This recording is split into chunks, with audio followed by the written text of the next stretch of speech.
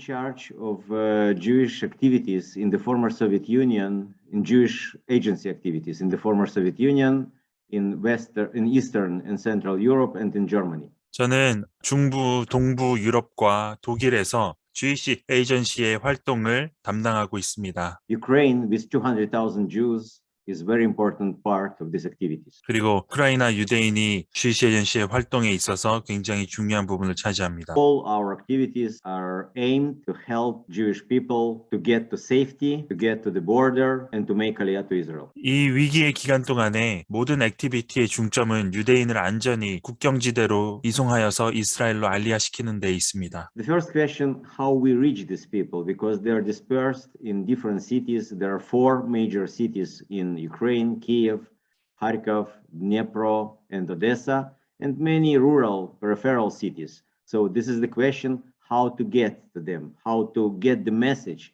that we can help them. 가장 도전이 되는 부분 중 하나는 이 유대인들이 우크라이나 전역에 걸쳐서 흩어져서 지내는 것입니다. 주요 4가지 도시 키예프, 드니프로, 오데사, 마리우폴과 또 다른 지방의 소도시들에 분포하고 있는 이들에게 어떻게 닿아서 우리가 그들을 도울 수 있다라는 메시지를 효과적으로 전달할 수 있는지가 가장 큰 관건입니다. For this purpose, we opened a hotline for citizens of Ukraine, and we received about 40,000, more than 40,000 calls from Ukraine only, people telling us what are their difficulties, what are their challenges, and asking us to help them to get to Israel. 이러한 목적에 근거하여서 한라인을 열어서 매일마다 우크라이나로부터만 4만여 건의 전화를 받고 있습니다. 가장 그들에게 어려움이 무엇인지, 가장 그들의 필요가 현재 무엇인지를 그들이 저에게 이야기해주고 있고 그에 따라서 도움을 주려고 하고 있습니다. We are also in touch in community leaders with rabbis, asking them how we can help and organizing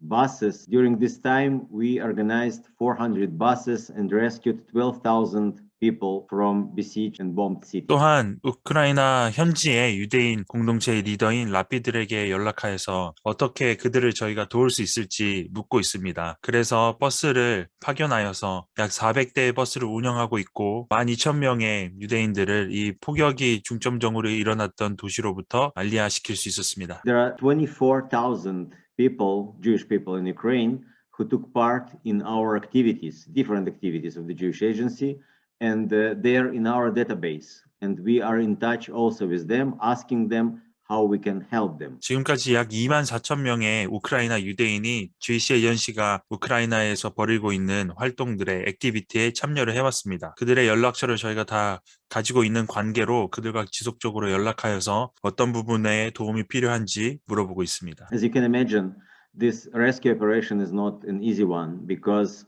there is not enough buses and drivers don't want to enter these cities, which is really life risk, and fuel is scarce, and roads are jammed with traffic, so it's not an easy thing to get people to these buses and then to get them to the border. 구조작전은 쉽지가 않습니다. 먼저 버스가 충분하지 않고 운전기사 또한 위험한 도시로 생명의 위협을 느껴가면서까지 들어가고 싶어 하지 않습니다. 또한 연료도 문제입니다. 도로 상황도 꽉 막혀 있기 때문에 문제입니다. 그래서 유대인들을 버스에 태워서 국경지대로 이송하는 것에는 여러 가지 어려움이 따르고 있습니다. We established 2 major roads on the north of the country and in the south of the country. North of the country, those roads lead to border with Poland and Hungary, and on the south, it leads to Romania and Moldova. 2개의 주요 도로를 놓았습니다. 북쪽과 남쪽에 하나씩 놓았는데 북쪽의 도로는 폴란드와 헝가리 국경으로 연결되어지고 남쪽에 있는 도로는 루마니아와 몰도바와 닿고 있습니다. And when we organize buses, we have to take into account where we have places in our hotels in these countries, where roads are less jammed and where border crossing is easier. It's also a consideration. 버스를 운용할 때 이러한 인접 국가들의 호텔이 어디 있는지를 파악하여서 그 호텔까지 어떤 길로 가는 것이 가장 덜 막히는지, 어떤 지역의 국경의 포인트를 넘는 것이 가장 쉬운지를 파악하고 있습니다. So the majority of the people, they come with these buses, and we know the leader of the bus, we know their phone numbers, we know the phone number of the driver, and then we meet them on the border. 대부분이 이 버스를 타고 있고 또 이 버스에 있는 리더의 전화번호를 알고 있고 또 운전기사의 전화번호를 알고 있습니다. 그래서 그들과 연락하면서 그들이 이제 국경에 닿았을 때 이제 국경지대에서 그들을 맞아들이고 있습니다. But many also travel alone, and we speak mostly about women, children, and elderly people, because men ages 18, 60, they are not allowed to leave the country, and that's why I call this influx of refugees, this exodus of women, children, and elderly people. 많은 이들이 또한 혼자 국경을 탈출하고 있는데 모두 이들은 여자와 아이, 노인들입니다. 왜냐하면 성인 남성 만 18세부터 60세까지는 출국을 금지되고 있기 때문입니다. 그래서 이런 대규모 인원들의 어린이와 여자들과 노인으로 이루어진 이들의 우크라이나를 저희가 도와주고 있습니다. It's heartbreaking to see women with small children and with parents, grandparents traveling 36 hours in some train in the car, which is supposed to be for 40 people, and instead of 40 people, there are 400 people there, staying 36 hours, and then coming to the border and staying in the line in this border for 10 hours, sometimes through the night when it is very cold. It was in the beginning, in February. As you remember, all this operation started in 24th of February. 이것은 정말 가슴 아픈 일입니다. 여자들이 아이를 데리고 또는 연로하신 조부모님들, 할머니, 할아버지를 데리고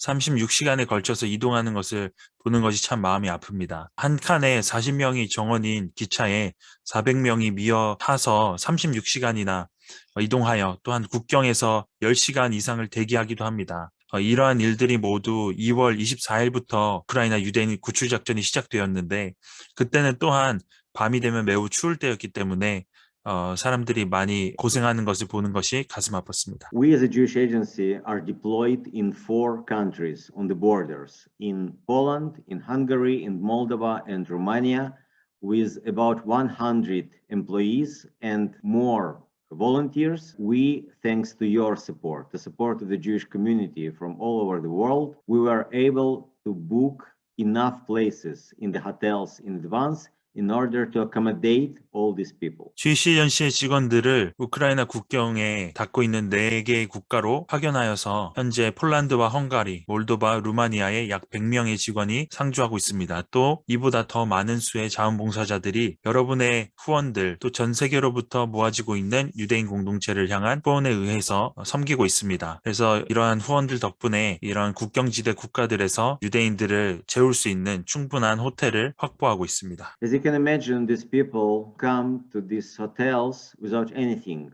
with 2 small bags or with 1 suitcase, with a lot of children, as I said, elderly people, many of them, they're ill, some of them, they're injured, and we have to take care of their basic needs, their food, their clothing, their medicine. All this is what we are doing when we meet them on the border. We bring them with the buses to the hotel, and then we start treating them in the hotels. 상상하실 수 있듯이 이 호텔에 아무것도 없이 이 유대인들이 우크라이나로부터 왔기 때문에 때로는 그냥 가방 2개 혹은 수트케이스 하나만 가지고 아이와 노약자들이 이동을 합니다. 그래서 그들 중에서는 아픈 이들도 많고 부상당한 이들도 많습니다. 그래서 그들을 도와줘야 합니다. 필요한 약품과 음식들을 제공하는데 국경에서 그들을 만나서 버스를 태워 호텔까지 이동해서 호텔에서 이러한 것들을 다 제공하고 있습니다. One of the biggest challenges for us was how to get them to Israel and to give them visas, because there was no enough consuls. And as you know, to get in Israel, it's not enough just to declare that you are Jewish.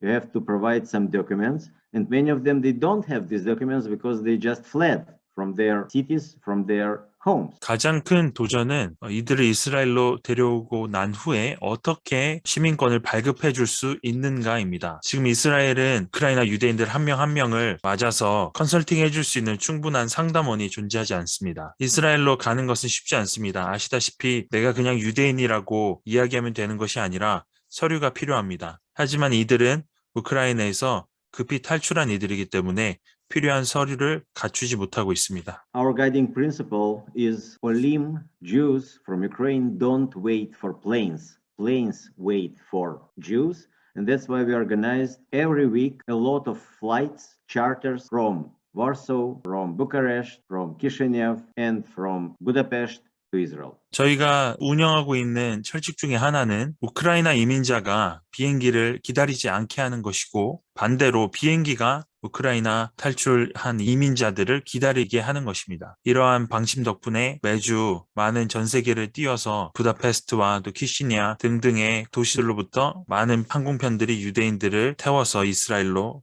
알리하고 있습니다. Right now, there is a decrease in number of refugees, but we are foreseeing a second wave in the nearest future, and we are ready for this. So that's my opening remarks, and now I am ready for your questions.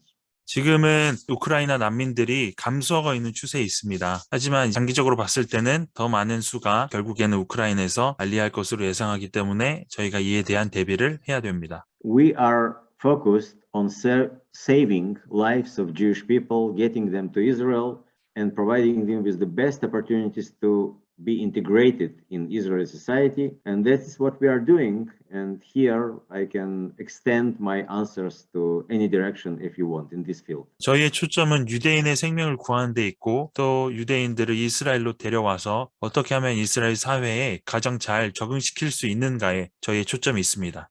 혹시 우크라이나에 있는 많은 사람들이 그 한 라인을 통해 가지고 하루에 수천 통씩의 전화들이 온다 하는데 전화 와서 빠져나오기를 원하지만 전쟁 상황상에 그 상황이 여의치 못해서 못 나오는 그런 케이스들에 대한 소식도 있는지요? As I said, we received more than 40,000 calls from Ukraine through our hotline, and we are receiving more and more and more. Right now, the only restriction to get out of Ukraine is for men ages 18 to 60.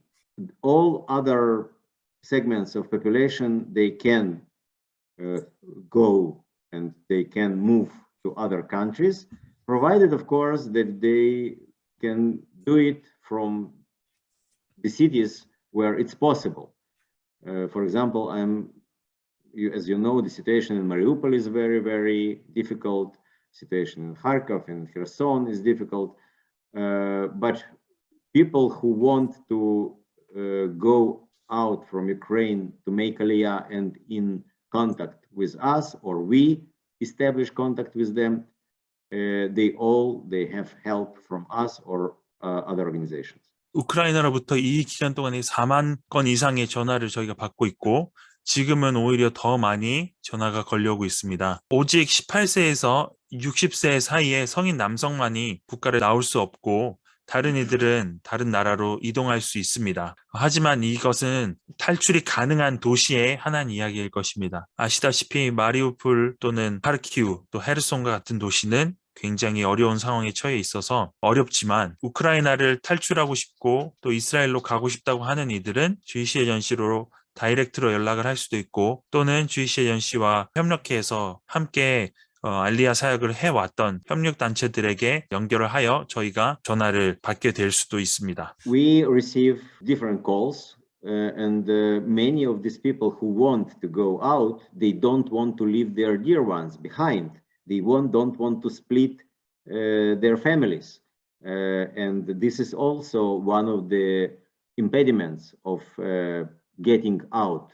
We have these phones from calls from Odessa, for example. Many people from there, they would like to go out, but they don't want to leave their husbands, their brothers, their parents in Odessa, and that's why they postpone their decision. 여러 전화를 받고 또 다양한 전화를 받고 있는데 대부분의 사람들이 우크라이나를 탈출하고 싶어도 가족과 떨어지고 싶지는 않아 합니다. 그래서 이것이 또 하나의 고민 사항입니다. 오데사와 같은 도시에서는 정말 많은 사람들이 우크라이나를 탈출하고 싶다고 전화를 하지만 또 동시에 그들이 남편 또는 형제와 떨어지고 싶지 않아 결국에는 우크라이나를 탈출하는 이 알리야를 연기하는 선택을 내리고 있습니다. 전쟁 중에 알리야의 물결이 나고 있는데요. 유대교가 아니라 자기 나름대로의 종교나 기독교 이런 다른 신앙이 있더라도 알리야의 턱이 좀 낮아진 건지 좀 알리야가 좀 수월하게 되는 건지 여전히 좀 스트릭하게 어떤 그 규제가 있는 건지 말씀 부탁드리겠습니다. First of all, Aliyah can make only Jewish people. All others, they make immigration, not Aliyah. 먼저는 알리야는 오직 유대교를 가진 유대인만이 할 수 있는 것입니다. 나머지의 경우에는 그냥 이민입니다. All members of Jewish families, if they are not Jewish, they make Aliyah with their husbands, with their wives. There is no restriction, and they are new Olim. They, by the way, also make Aliyah if they are members of the Jewish family and they are not Jews. 또 유대인이 아닌 경우에 그들의 가족, 남편이나 아내 등 가족이 유대인이라면 그들이 또한 선택하여서 알리야를 할 수 있습니다. Israel, during this crisis, also opens its gates not only for Jews, but also for refugees from Ukraine who are not Jews. And many of them, they came to Israel. 이러한 위기 상황 중에서도 이스라엘은 계속해서 문을 열고 있습니다. 유대인뿐만 아니라 우크라이나를 탈출하는 유대인이 아닌 사람들을 또한 돕고 있습니다. 네, 제가 궁금한 거는요. 먼저 난민들까지도 이 전쟁 중에 이렇게 수용하여 주셔서 돌봐주셔서 감사합니다. 그리고 이 전쟁 중에 그렇게 바쁜데 그 전쟁 통해서 어떻게 유대인을 구별하실 수 있는지 선별하시는 DNA의 신속한 족보라든지 이거를 구별할 수 있는 방법들이 있으시겠지만 그것이 제대로 잘 이루어지고 있는지 제가 궁금하거든요. Yes, of course. During Soviet time, there was infamous fifth paragraph in all our documents, in birth certificate, in passport, in registration, everywhere. It was written, what is your nationality? And in this fifth paragraph, it was written, for us Jews, Jewish. 구소련 기간 동안에 어떤 서류가 있는데 모든 구소련의 사람들이 자기의 생년월일과 본적 등을 기재해야 됐던 어떤 서류가 있습니다. All those who today want to make Aliyah, they have parents, they have grandparents, and in all these documents, it should be written Jewish or another nationality. And that's why it's to some extent easy to identify who is Jew. To some extent, it's not so easy because of the situation of war, because of the escape, and because many people, they didn't keep these documents in order then to submit it, because as somebody says here before, they didn't plan to make Aliyah. But if you ask me how to identify, it's written in the documents, who is Jewish, who is not. 그래서 알리야를 하고 싶은 이런 모든 이들이 서류가 갖고 있는 경우에는 그들의 조상에 대한 정보와 그들의 국적이 민족이 유대 민족인지 아니면 다른 민족인지가 그 서류 가운데 기재되어 있기 때문에 이것을 통해서 유대인을 구별할 수가 있습니다. 하지만 가끔은 그런 전쟁으로 예기치 않은 상황 때문에 탈출함으로써 알리야 해야 되는 그런 경우들이 있어서 이런 경우에들은 본인들이 이런 서류를 가지고 있지 않은 사람들도 있습니다. 하지만 대부분 이렇게 누가 유대인인지 판별할 수 있는 법은 말씀드렸던 구소련 시대부터 모든 사람들이 갖고 있었던 그 서류를 통해서 유대인과 유대인이 아닌지를 판별하고 있습니다. 두 번째 알리야 물결을 기대한다고 하셨는데 그것이 우크라이나에서 일어나는 것을 말씀하시는 건지 아니면 러시아에서일지 어떤 것인지 좀 더 자세하게 설명 부탁드리겠습니다. We have increased numbers of Aliyah from Russia already, and we see some tendency of increasing number of Aliyah from Russia. And about Ukraine, it depends on where this operation will go, and there could be wave of Aliyah from South Ukraine, from Odessa, and from east, from Dnipro. From these cities, so far there was no big Aliyah, but if this special operation or war will continue in this direction, there could be Aliyah from these places as well. 이미 저희는 러시아에서 알리야가 증가하고 있는 것을 보고 있습니다. 그런 증가하는 경향이 러시아 가운데 있습니다. 전쟁을 통해서 우크라이나에서 알리야가 많이 일어나고 있지만 상대적으로 알리야가 크게 일어나지 않았던 도시들이 있습니다. 가령 남부 우크라이나의 오데사와 같은 곳, 동부 우크라이나의 드니프로 같은 곳에서는 이제까지 큰 알리아의 물결이 없었습니다. 그래서 이런 도시들로부터 알리아의 물결이 크게 일어날 것으로 기대할 수 있겠습니다. 그동안 우크라이나 알리아를 위해서 많이 생각하시면서 그 통계가 좀 나와 있을 것 같은데요.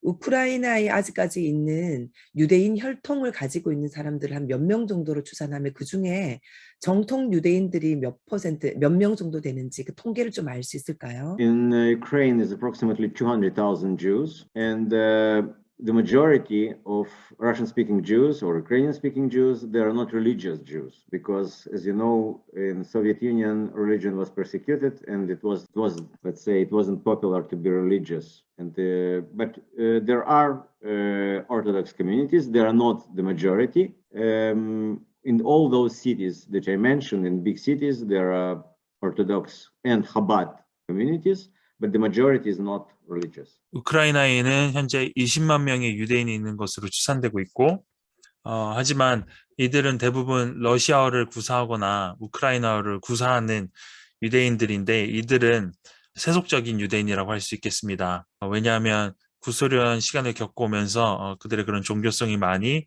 옅어졌기 때문인데 우크라이나에 있는 큰 도시들에 있는 유대인 공동체에 분명히 정통파 유대인들이 존재하지만 그 수는 많지가 않습니다. As I said before, in the Soviet Union, there was no religious life, there was no communities, and our nationality, our religion, our Jewishness was defined not by religion, but by the nationality and by anti-Semitism, which was very vicious in the Soviet Union. 구소련 시절에는 종교 활동을 하는 것이 금지가 되어 있기 때문에 그래서 유대인 공동체의 발달도 그만큼 안 되었다고 볼 수 있는데 지금의 미션이 그런 어떤 종교적으로 유대인이 아니라 혈통적으로 유대인을 좀 분별해내고 찾아내는 그런 것이 중요한 목적 중에 하나입니다. 아까 말씀하실 때 알리아의 조건이 유대교를 믿는 유대인들이 1차적인 대상이라고 했는데 이런 세속적인 유대인들도 일단 알리아의 대상으로 유대인이라고 다 인정은 해주는 거군요. 종교가 아니라도 유대교인이 아니더라도. According to religion, Jew is everybody who has Jewish mother or was converted to Judaism. It means that somebody can be secular Jew, but has Jewish mother, and this person considered Jewish. Or converted to Judaism means religion. 그래서 이 종교에 대해서 말씀드리자면 유대인인데 유대인 어머니를 가지고 있는 사람들 또는 유대교로 개종한 사람들은 유대인으로 간주가 됩니다. 그러니까 세속적인 사람이었어도 그들이 유대인 엄마를 가지고 있거나 또는 세속적인 사람이었다가 유대교로 개종한 경우에 유대인으로 간주되는 것입니다. This is religion definition, but the state definition, the definition of the state of Israel, that everybody who has Jewish grandmother or grandfather is eligible to make Aliyah to Israel. So it is much broader population than only religious definition. 이것은 종교적인 정의에 대한 기준이었고 반면에 이스라엘 국가적인 차원의 정의는 누구든지 유대인 조부모님, 그러니까 할머니나 할아버지를 두고 있다면 알리아를 할 수 있는 자격을 갖추었다고 정의되어지고 있습니다. 그래서 유대인의 범위가 종교적인 정의보다 국가적인 정의가 훨씬 큽니다. When we speak about these 200,000 Jews in Ukraine, we speak about this population, which falls in the definition of the law of return, that they have either Jewish grandmother or grandfather, and of course Jewish mother or father. 그래서 우크라이나에 20만 명의 유대인이 있다고 할 때는 이 국가적인 정의에 의거한 수를 말씀드린 것입니다. 귀환법에 따라서 유대인 할머니나 할아버지가 있는 이들, 물론 어머니나 아버지가 유대인인 사람들을 다 추산했을 때 20만 명이라는 것입니다. You are already helping us in many of these components of what I said, and for this we are extremely and profoundly grateful for you. 이미 여러분께서 제가 앞서 말씀드린 것들에 여러 가지 도움의 손길을 뻗어주고 계시고 이에 대해서 진심으로 감사드립니다. So please continue your support because this is what is needed, and without this, we will not be able to continue our operation and to save lives and to contribute to gather of exiles to their coming to Israel. 계속적으로 후원해 주시고 이러한 후원들이 없다면 저희가 생명을 구하는 이 작전을 이어갈 수가 없습니다. 그래서 이스라엘로 사람들 데려오는 이 작전에 계속 후원해 주시기 바랍니다. And actually to realization of prophets saying about gathering Israel in Israel. And of course, if you can visit Israel, if you can come to Israel, if you can see these people, to talk with these people, to feel, to convey your warmth to them, it will be also very, very helpful. Thank you. 또한 이것은 성경의 선지자들이 말한 여러 가지 예언에 이스라엘로 유대 백성을 돌아오게 하겠다는 예언을 성취하는 일이기도 합니다. 또 기회가 되신다면 이스라엘을 직접 방문하셔서 유대인들을 만나시고 그들을 대화하시며 여러분 마음에 있는 그들을 향한 따스함을 전달해 줄 수도 있다면 감사할 것 같습니다.